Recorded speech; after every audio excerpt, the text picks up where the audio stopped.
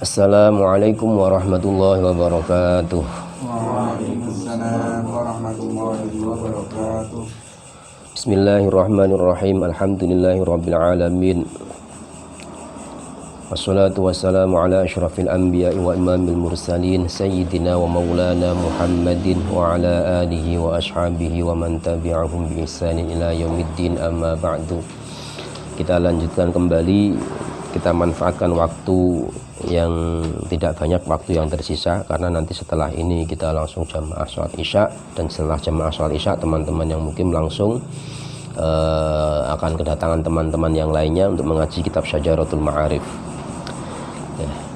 Rukun-rukun Al-Quran, ya. Betul. Pembahasan malam ini adalah tentang rukun-rukun Al-Quran, Arkanul Qur'ani.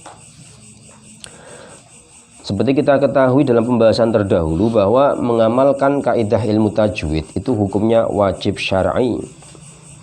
Semuanya wajib mengamalkan hukumnya. Untuk tahu namanya bacaan apa, ini hukumnya bagaimana, tidak tahu namanya, nggak tahu namanya, ya tidak apa-apa. Tapi kalau ketika mempraktekkan harus sesuai dengan ilmu tajwid. Orang ngerti teori ini boleh, tapi kalau membaca harus mempraktekannya. Tetapi mengamalkan kaidah tersebut tidak cukup hanya dengan mempelajari dari buku. Nah, ini kita punya bukunya. Mungkin di buku yang lain, kitab yang lain juga banyak sekali, ya. Ada karya-karya yang lainnya yang bisa kita pelajari tentang ilmu tajwid. Sangat banyak ilmu-ilmu atau buku-buku yang mengupas tentang tajwid. Kita belajar sendiri itu tidak cukup. Tapi bagaimana harus mengikuti bacaan guru. Gampangannya diguroke, berguru. Harus musyafahah, berhadap-hadapan, melihat bagaimana gurunya menggerakkan bibirnya, guru akan melihat bagaimana murid gantian membaca menggerakkan bibirnya. Karena kan sentralnya membaca Al-Quran kan di sini. Yang namanya membaca kan di sini, maka di bagaimana bibirnya, lisane piye, tepat enggak peletakan lidahnya, dan seterusnya. Nah, harus berguru kepada guru yang ahli dan mempunyai riwayat bacaan atau sanad kepada Rasulullah.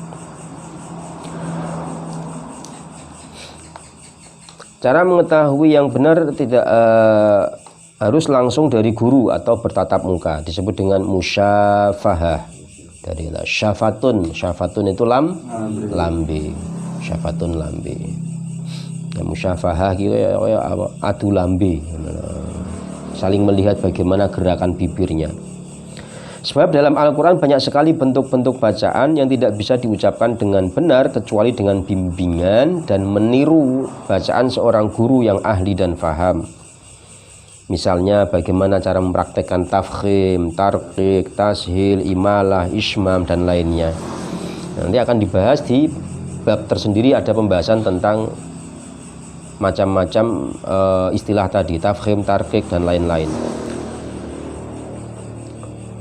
Syekh Kamaluddin Muhammad bin Al-Hasan At-Tamimi Ad-Dari menyebutkan dua bait.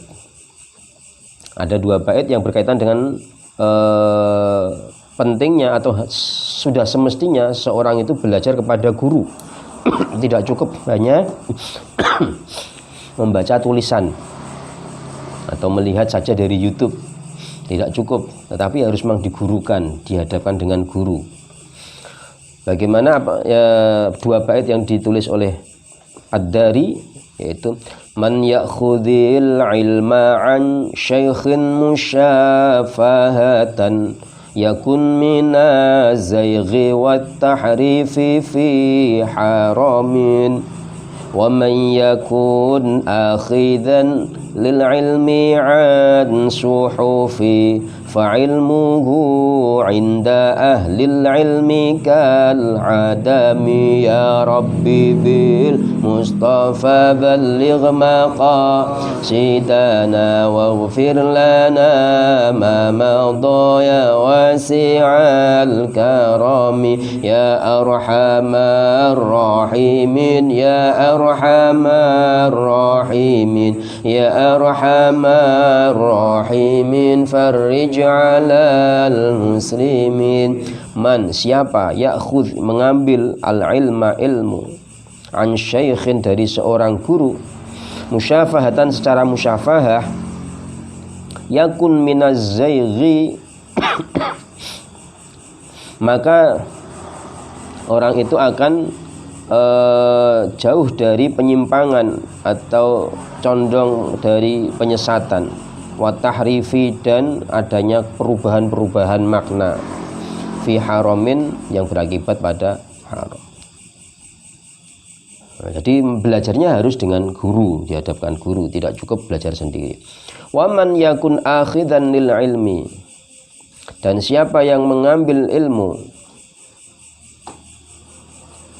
an suhufin, dari lembaran-lembaran kitab atau lembaran-lembaran buku, hanya dari lembaran buku atau kitab tanpa digurukan, fa ilmuhu 'inda ahlil ilmi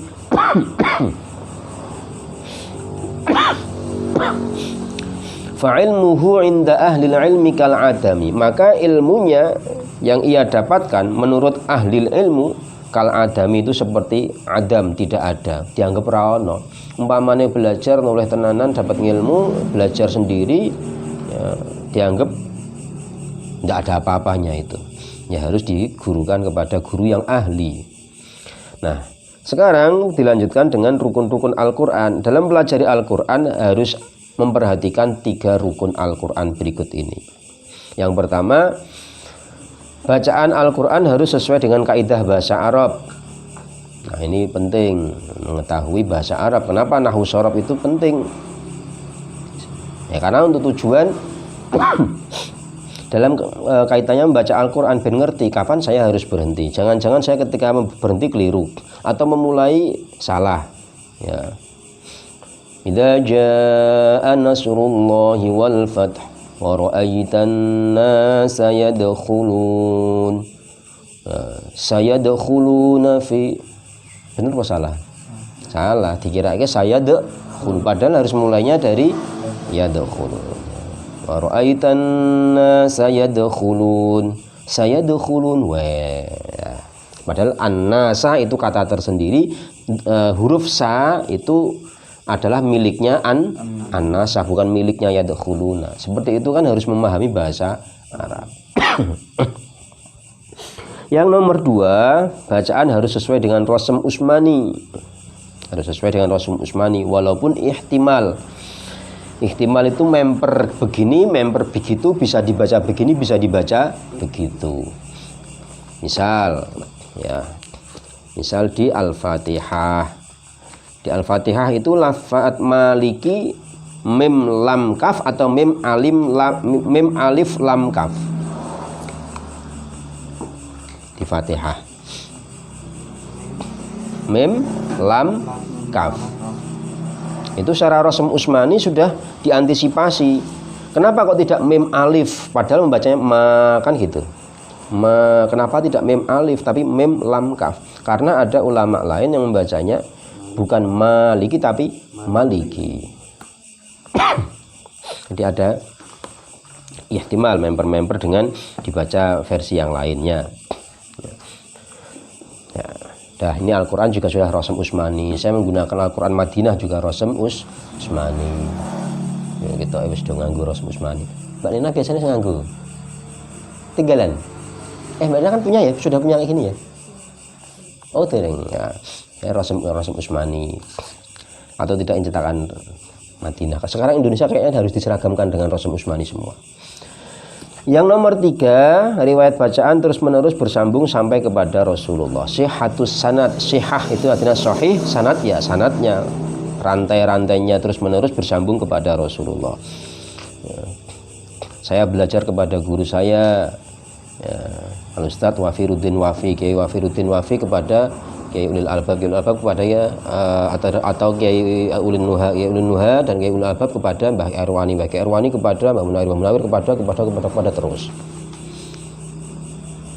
Atau saya mengaji kepada Kiai Ulil Albab, Kiai Ulil Albab kepada Mbah Arwani, Mbah Anwarani kepada Mbah Munawir dan seterusnya.